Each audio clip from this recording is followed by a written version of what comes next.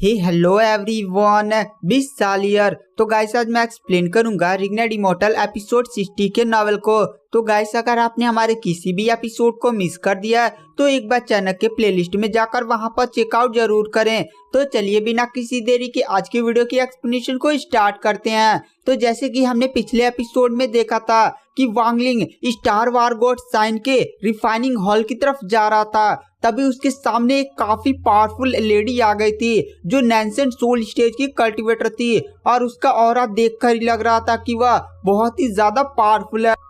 वांगलिंग तुरंत अपने पास रखे हुए डब्बे पर हाथ रख लेता है। उस डब्बे में वह सोल क्रिएचर था जिसे वांगलिंग ने कुछ दिन पहले बनाया था। वांगलिंग सोचता है कि अगर उससे इस नैंसेंट सोल स्टेज से फाइट करना पड़े तो वह बिना झिझके ही इस सोल क्रिएचर का उपयोग कर लेगा, जिससे उसे कुछ टाइम मिल जाएगा कि वह यहाँ से भाग सके। वह जानता था कि ये सोल क्रिएचर भी अभी काफी ज्यादा कमजोर है और वह डायरेक्ट एक नैंसेंट सोल स्टेज के कल्टीवेटर से फाइट नहीं कर सकता। उसके बाद जो वांगलिंग होता है उस एल्डर को ग्रीट करता है। वह लेडी काफी ज्यादा ब्यूटीफुल थी। वह लेडी वांगलिंग से बोलती है, मैं जानती हूँ कि तुम माइलिंग नहीं हो बल्कि तुमने माइलिंग की बॉडी को धारण किया हुआ है। माइलिंग मर चुका है। वहाँ पर वांगलिंग जैसे उस लेडी की बात सुनता है वो काफी ज्यादा शॉक हो जाता है। वांगलिंग सोचता है कहीं उन तीनों बेवकूफों ने सेक्ट में जाकर हाई लेवल के कल्टीवेटर को तो ये सारी बातें नहीं बता दी हैं। वह लेडी बोलती है, तुम चिंता मत करो, यह सेक्ट में किसी को नहीं पता और ना ही मैं तुमसे फाइट करना चाहती हूँ और ना ही नुकसान तुम्हें पहुंचाना चाहती हूँ। तुम जैसे जी रहे हो मैं वैसे तुम्हें जीने दूंगी। तुमने झोजियों के साथ जो ब्लड कॉन्ट्रैक्ट साइन किया है उस ब्लड कॉन्ट्रैक्ट को तोड़ दो और तुम यहाँ से जिंदा सही सलामत वापस जा सकते हो। गाइस झोजियोंग वही लड़की थी जो वांगलिंग के साथ फॉरेन वर्ल्ड से वापस आई थी। वहां पर वांगलिंग होता है, वो एल्डर से कहता है तो ठीक है मैं झोजियोंग के साथ किया हुआ ब्लड कॉन्ट्रैक्ट तोड़ दूंगा, पर मेरी एक शर्त है, मैं यहाँ से 1000 किलोमीटर दूर चला जाता हूँ, फिर मैं उस ब्लड कॉन्ट्रैक्ट को तोड़ दूंगा। वह लेडी कल्टीवेटर वांगलिंग की बात सुनकर हंसने लगती है और कहती है, तुम जानते हो ना कि मैं नैंसेंट सोल स्टेज की कल्टीवेटर हूँ और मेरे लिए 1000 किलोमीटर बस 2 पलों के देर है, मैं वहाँ पर बहुत ही आसानी से पहुँच सकती हूँ। वहाँ पर वांगलिंग कहता है, हाँ मैं ये बातें जानता हूँ पर फिर भी मेरी यही शर्त है। वह लेडी कल्टीवेटर कुछ देर सोचती है और कहती है ठीक है तुम 1000 किलोमीटर जा सकते हो। उसके बाद जो वांगलिंग होता है वो अपनी स्वॉर्ड पर उड़ता हुआ उधर वॉल्केनिक माउंटेन्स में फिर से 1000 किलोमीटर की यात्रा तय कर लेता है। शर्त के मुताबिक वहाँ पर जो वांगलिंग होता है वो झोजियों के साथ जो उसने ब्लड कॉन्ट्रैक्ट किया हुआ था वो ब्लड निकालकर बाहर रख देता है। वहाँ पर वो फिर से चला जाता है। वहाँ पर जो लेडी कल्टीवेटर होती है वो कुछ ही पल में वहाँ पर आ जाती है और झोजियों का ब्लड पाकर वो काफी ज्यादा खुश हो जाती है और तुरंत अपनी पावर्स का उपयोग करते हुए झोजियों के साथ किया हुआ ब्लड कॉन्ट्रैक्ट वांगलिंग का तोड़ देती है। वहाँ पर जो लेडी कल्टीवेटर थी उसे अभी भी एक बात समझ में नहीं आई थी कि आखिर वांगलिंग ने वार गॉड साइन से 1 किलोमीटर दूर आना क्यों चुना। वह चाहता तो वहीं पर ब्लड कॉन्ट्रैक्ट तोड़कर जा सकता था। उसके बाद में सीन शिफ्ट किया जाता है वांगलिंग की तरफ। जो वांगलिंग था वो वॉल्केनिक माउंटेन्स में घूम रहा था और वह जाकर एक पेड़ के नीचे बैठ जाता है। वांगलिंग उस एल्डर्स की पावर को देखकर काफी ज्यादा शॉक था क्योंकि वो एल्डर काफी ज्यादा मिस्टीरियस लग रही थी। वह लग रही थी कि जैसे वह नैंसेंट सोल के मिडिल स्टेज की कल्टीवेटर थी और इतनी पावरफुल कल्टीवेटर का वांगलिंग अभी सामना नहीं कर सकता था और वांगलिंग ना ही किसी अभी नैंसेंट सोल स्टेज के कल्टीवेटर से दुश्मनी लेना चाहता था। उसके बाद जो वांगलिंग होता है वहां पर थोड़ी देर के लिए कल्टीवेशन करने बैठ जाता है। वांगलिंग अपने हेवनली पिल को निकालता है और बोतल में कुछ पानी में वह हेवनली पिल मिलाकर वो पानी को पी जाता है और कल्टीवेशन करने लगता है। तभी वांगलिंग को ऐसा महसूस होता है कि उस पर कोई अटैक कर रहा है। वांगलिंग तुरंत अपनी आंखें खोलता है और तुरंत साइड हट जाता है। वहां पर तुरंत एक तलवार सीधे जहां पर वांगलिंग बैठा था जमीन में आकर धंस जाती है। वांगलिंग तुरंत आसमान की तरफ देखता है। वहां पर कुछ कल्टीवेटर्स का ग्रुप आ जाता है। तभी उन्हीं के पीछे से एक लड़की बाहर निकलती है। उन्हीं में से एक कल्टीवेटर बोलता है, क्या वह यही बंदा है जो तुम्हें परेशान कर रहा था। वो लड़की वांगलिंग की तरफ देखती है और नाम में सिरिलाती है। उस ग्रुप का लीडर बोलता है, भाई मुझे माफ कर दो, हमारी बहन को दरअसल एक बंदा परेशान कर रहा था और हम उसका पीछा कर रहे थे और वह जैसे इसी जगह पर आया पर पता नहीं कहाँ चला गया।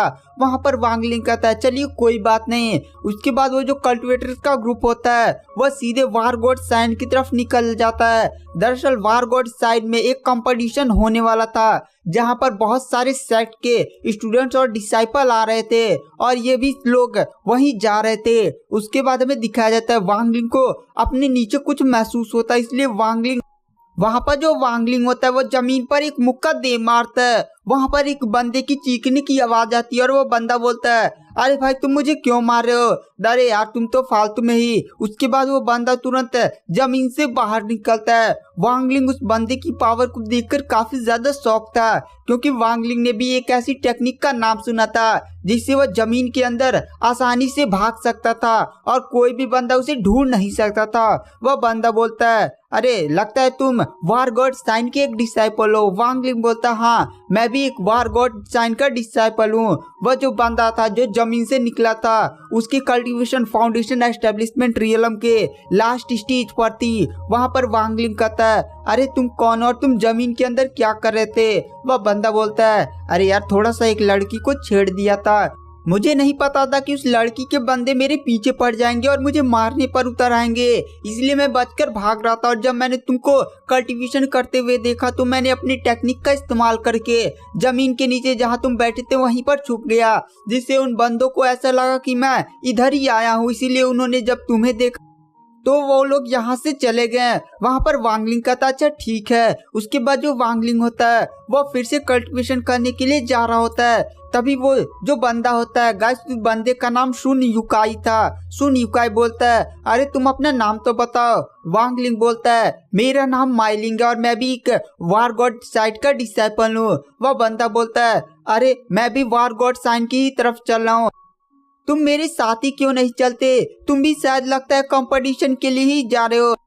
तभी वहां पर वांग लिंग मन ही मन सोचता है कि उस एल्डर ने कहा था कि अगर मैं झाओ जियोंग के साथ अपना ब्लड कॉन्ट्रैक्ट समाप्त कर दूंगा तो वह वार गॉड साइन में मेरी सच्चाई को किसी को नहीं बताएगी। वहां पर वांग लिंग कहता है मुझे वार गॉड साइन जाना ही होगा, क्योंकि मुझे वहां पर कुछ टेक्निक्स और रिफाइनरीज भी तो जाना है। उसके बाद जो वांग लिंग होता है वह सुन युकाई से बोलता है हाँ ठीक है चलो मैं तुम्हारे साथ ही चलता हूँ। सुन युकाई बोलता है अरे मैंने यहाँ पर कुछ दूर पर ना एक टेलीपोर्टेशन खोला है, वहां पर चलो, वहां पर टेलीपोर्टेशन में स्पिरिट स्टोन लग रहा है, पहले हम वहां जाएंगे और स्पिरिट स्टोन का उपयोग करके हम टेलीपोर्ट करेंगे सीधे वार गॉड साइन की तरफ। ये आइडिया वांग लिंग को भी पसंद आता है, इसलिए सुन युकाई की बातों पर वांग लिंग हाँ मान जाता है। उसके बाद जो सुन युकाई होता है वह कहता है अरे भाई मेरा एक दोस्त ना नॉर्थ साइड से तरफ आ रहा है, तुम उधर चलोगे क्या।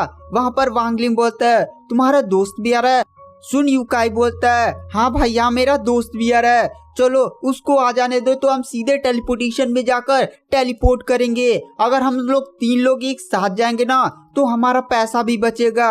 वहां पर वांग लिंग उसके बात पर एग्री हो जाता है। उसके बाद जो सुन युकाई होता है वांग लिंग को नॉर्थ साइड की तरफ ले जाने लगता है। वहां पर वांग लिंग को कुछ बहुत ही ज्यादा अजीब सा महसूस होता है, क्योंकि सुन युकाई जिधर वांग लिंग को ले जा रहा था उधर चारों तरफ बहुत ही ज्यादा सन्नाटा था और वहां पर वॉल्केनोस भी बहुत ही ज्यादा सक्रिय थे।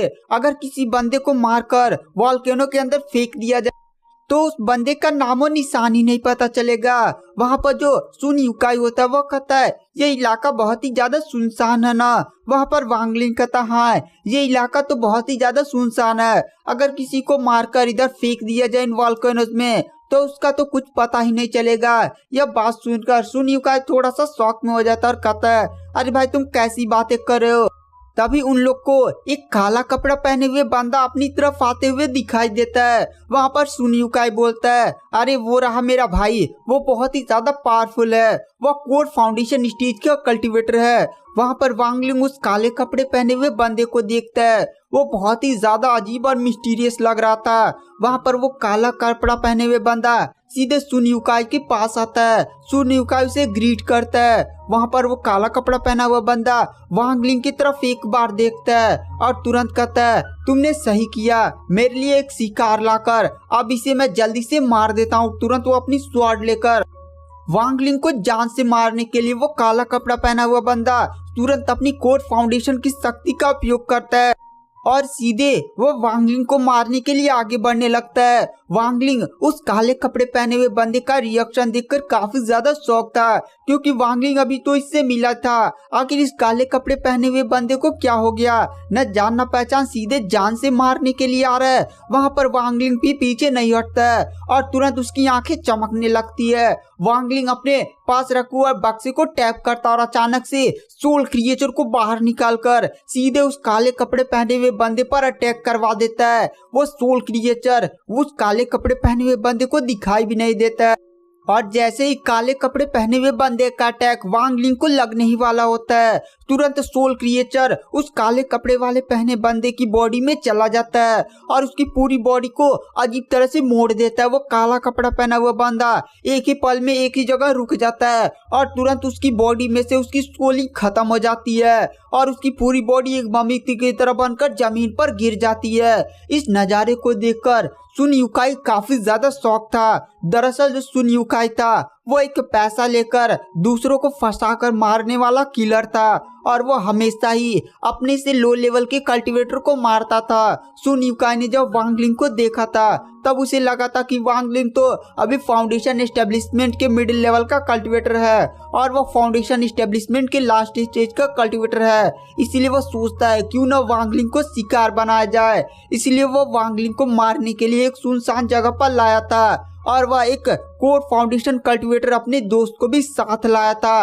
वह काला कपड़ा पहना हुआ बंदा जैसे ही वांगलिंग को मारने के लिए बढ़ा था वह बहुत ही मिस्टीरियस तरीके से मारा गया था। उसने वांगलिंग पर ध्यान दिया था।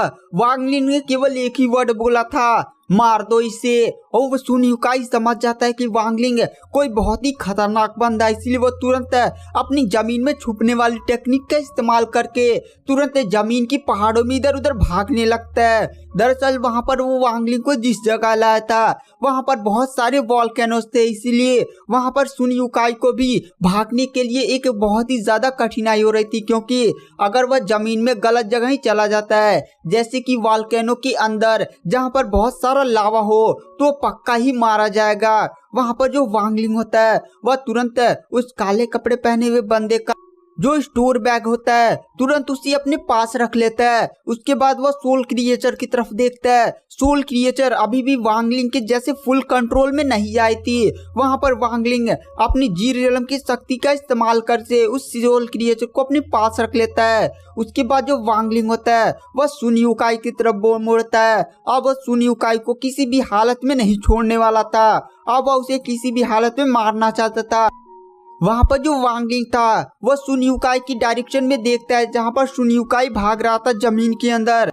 अब वांगलिंग केवल सुन यूकाई को मारना ही नहीं बल्कि उसकी जमीन के भागने वाली टेक्निक भी लेना चाहता था।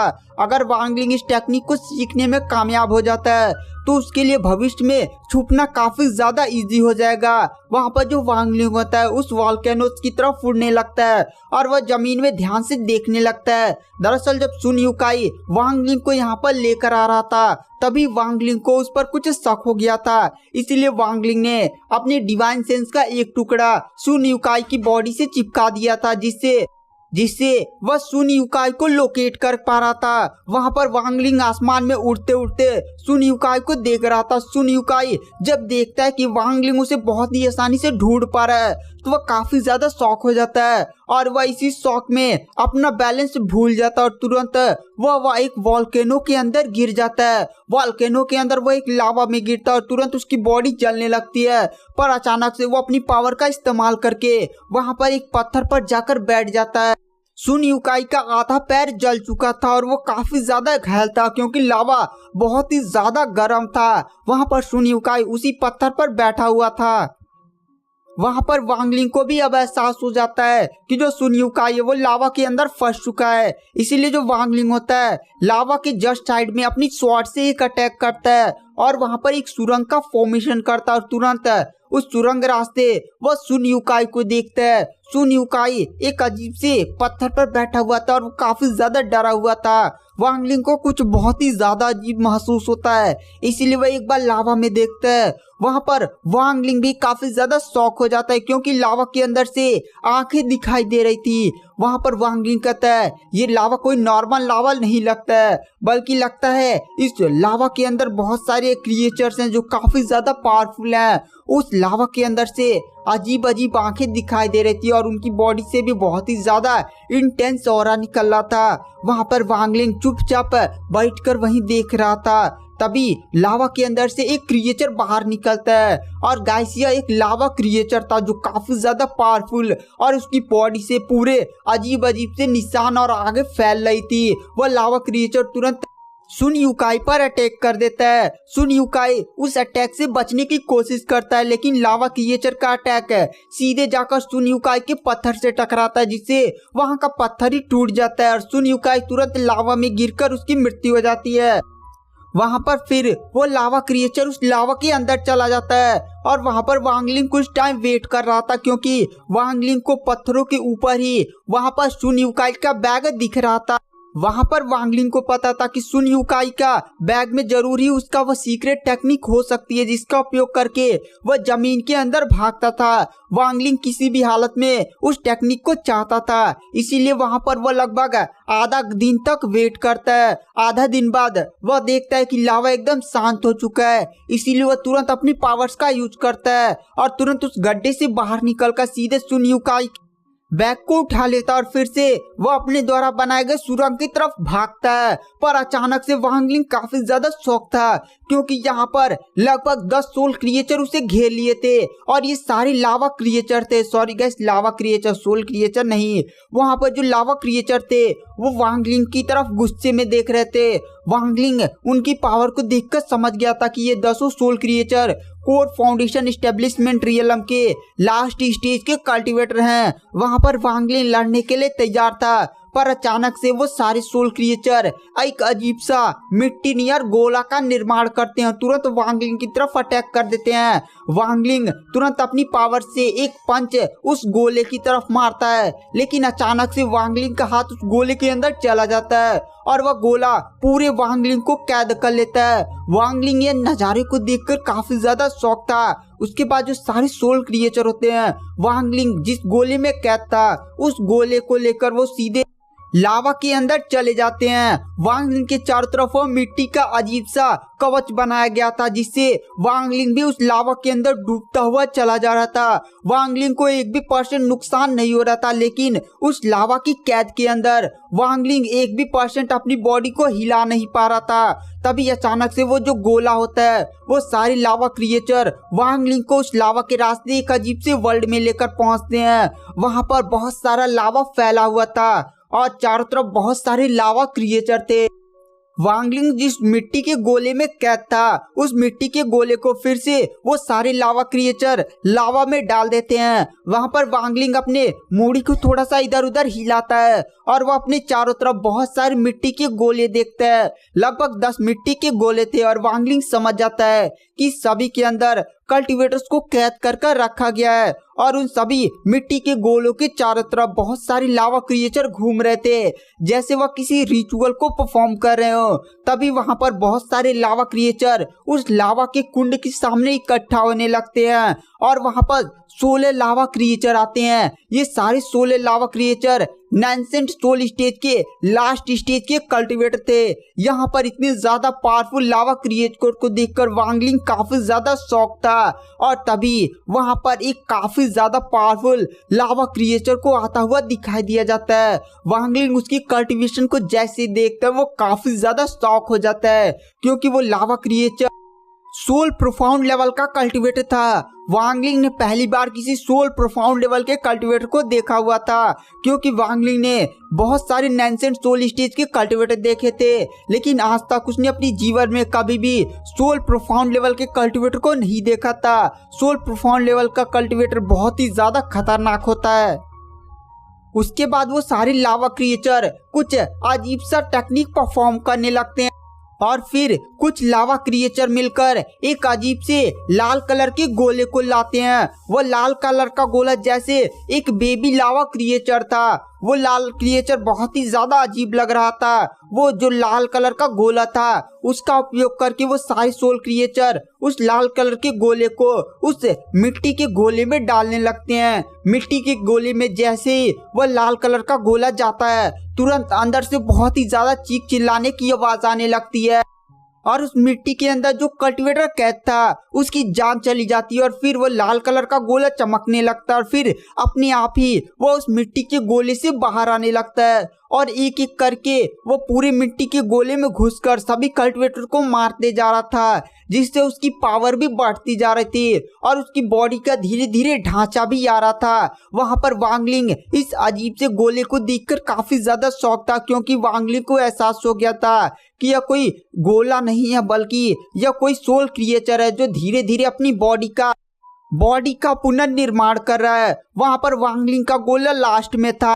उसके बाद जो अजीब सा लाल रोशनी वाला गोला था धीरे धीरे उसका मुंह भी बाहर निकलने लगा था और वह सीधे वांगलिंग के गोले की तरफ बढ़ने लगता है जहां पर वांगलिंग कैद था। तो गाइस, क्या वांगलिंग भी मारा जाएगा या नहीं, ये सारी चीजें जानने के लिए आपको नेक्स्ट एपिसोड का वेट करना